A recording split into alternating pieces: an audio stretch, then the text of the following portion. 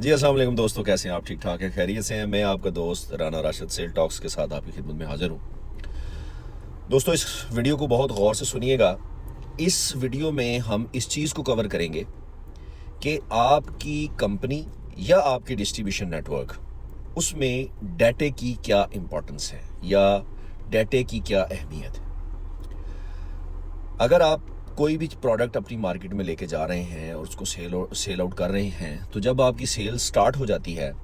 जब आपका product market में अवेलेबल हो जाता है और बिकना शुरू हो जाता है और आपको मार्केट से उसके पैसे आने शुरू हो जाते हैं, तो जो सबसे अहम चीज़ है उसके बाद, जिसको आप कह लें कि सेल सपोर्ट में जो सबसे अहम चीज़ है, और भी बहुत सारी चीज़ें सेल सपोर्ट में इम्पॉर्टेंट होती हैं, वो हम आगे जाके डिफरेंट जो वीडियोज़ में आप उसको हम कवर करेंगे। आप मेरे चैनल के साथ जुड़े रहें, आपको पता चलता जाएगा। तो उस वक्त जो सबसे अहम और इम्पॉर्टेंट चीज़ है वो है डाटा।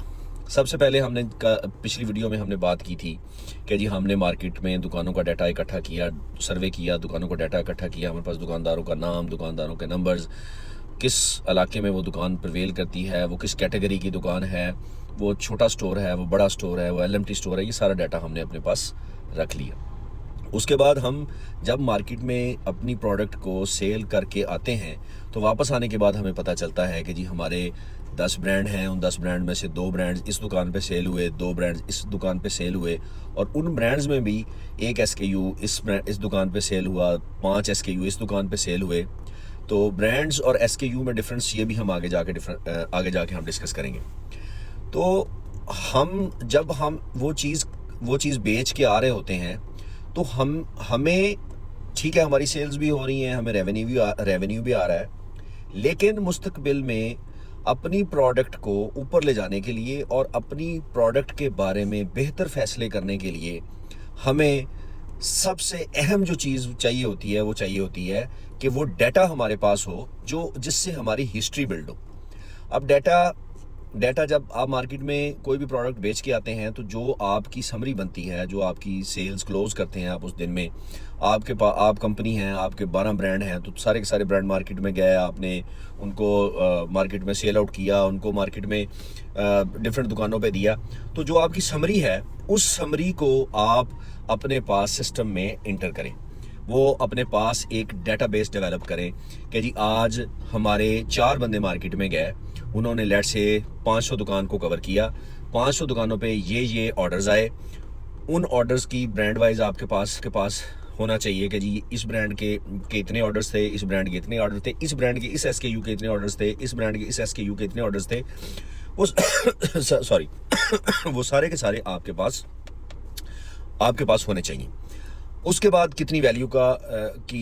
जो है वो सेल हुई, कितनी वैल्यू की सेल जो है वो आज रुपीज़ में करके आए, कितने कार्टन्स की सेल हुई, कितने डब्बों की सेल हुई, या कितने पैक्स की सेल हुई। तो ये तमाम एंगल्स आप अपने पास कंप्यूटर में फीड करें। जब आपके पास ये सारा डाटा इकट्ठा हो जाएगा, तो आप ये समझें कि आपके पास एक पूरी हिस्ट्री बन जाएगी। उसमें आप जब चाहें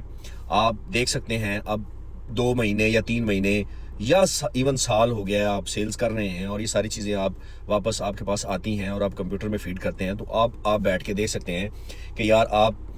उसको एक्सेल पे, अगर कोई सॉफ्टवेयर है आपके पास, उस सॉफ्टवेयर में डालें, नहीं तो एक्सेल पे उसको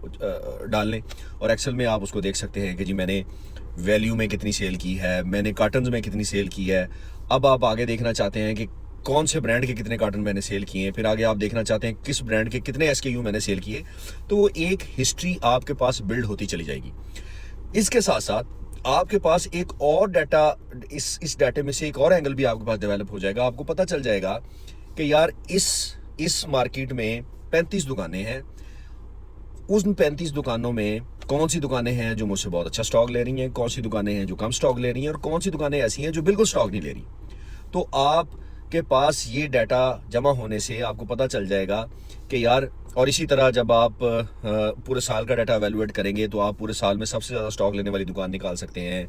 आप पूरे साल में ये चेक कर सकते हैं कि ये एसकेयू जो है ना, इस दुकान ने सबसे ज़्यादा लिया, या ये एसकेयू मेरा सबसे ज़्यादा बिक रहा है, ये ब्रांड मेरा सबसे ज़्यादा बिक रहा है।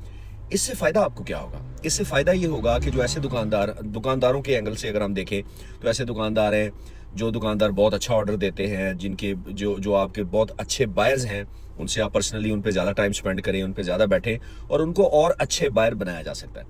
ऐसी दुकानें जो आपसे बिल्कुल माल नहीं लेती, उन दुकानों पे भी आप टाइम स्पेंड करें, उनसे आप ऑर्डर्स ले सकते हैं। ऐसी दुकानें जो कम माल लेती हैं उनके साथ, यानी आपके सामने एक सिनेरियो आ जाएगा जब आप किसी दुकान पे चढ़ेंगे, तो आपके सामने एक सिनेरियो होगा कि ये दुकान मेरे साथ कैसा बिजनेस कर रही है। जैसे जैसे आप ये डाटा अपने पास इकट्ठे करते चले जाएंगे, जैसे मैं अभी बात कर रहा था कि आप, ये तो हमारा दुकानदार साइड का डाटा इकट्ठा हो गया। इसी तरह आप अगर डिस्ट्रीब्यूटर हैं तो आपके पास जो प्रोडक्ट्स आई हैं उन प्रोडक्ट्स का डाटा भी आपके पास होना चाहिए कि कौन सा SKU कितना आया, किस प्राइस में आया, वो भी आप कंप्यूटर में फीड करें। अगर आप मैन्युफैक्चरर हैं तो आपको ये पता होना चाहिए कि मैंने रॉ मटेरियल कौन सा कितना लिया, उसकी कितनी जो है ना मेरी परचेज प्राइस क्या है, वो भी आप अपने कंप्यूटर में डालें। और जो फिनिश गुड्स आप बना रहे हैं वो भी आपको पता होना चाहिए कि मैंने शैम्पू कितना बनाया, मैंने लोशन कितना बनाया, मैंने डिटर्जेंट 1 किलो कितना बनाया, आधा किलो कितना बनाया, यानी वो भी सारा प्रोडक्ट पूरा का पूरा उसका डाटा भी आपके पास होना चाहिए। यानी आप ये समझें कि प्रोडक्ट जब आपके वेयर हाउस में आ गई, डिस्ट्रीब्यूशन अगर आप चला रहे हैं तो प्रोडक्ट आपके वेयर हाउस में आ गई, कंपनी से आपने परचेज कर ली, वहाँ से इसका डाटा वहाँ से लेकर एंड कंज्यूमर तक जब पहुँचे और वहाँ पे सेल होके आपको पैसे आ जाएं, तो ये सारी चीज़ आपने अपने पास डाटा इसका इकट्ठा करना है। और अगर आप कंपनी है तो आपने रॉ मटेरियल कितना खरीदा, कहाँ से खरीदा, किस रेट में खरीदा, और उस रॉ मटेरियल से आपकी कौन कौन सी प्रोडक्ट्स कितनी मैन्युफैक्चरर हुई, उस पर आपकी कॉस्ट ऑफ गुड्स कितनी आई,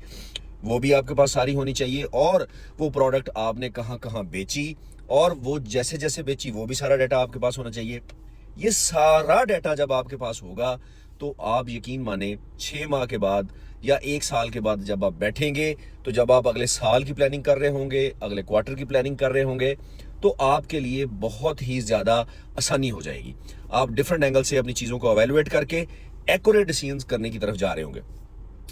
अगर आपके पास डाटा नहीं है, आप सिर्फ चीज़ें आप बना रहे हैं या आपके पास आ रही हैं और आप बेच रहे हैं और आपके पास डाटा नहीं है, तो आप ब्लाइंडली खेल रहे हैं, आपकी डिसीजन मेकिंग में एक्यूरेसी नहीं होगी। और अगर आपके पास डाटा होगा और एक्यूरेट डाटा होगा तो आप एनालिसिस करके बहुत ही शानदार डिसीजन मेकिंग कर सकते हैं, और अच्छी डिसीजन मेकिंग बिजनेस में आपकी प्रॉफिटेबिलिटी को बहुत ज़्यादा इन्हेंस कर देती है। बहुत बहुत शुक्रिया।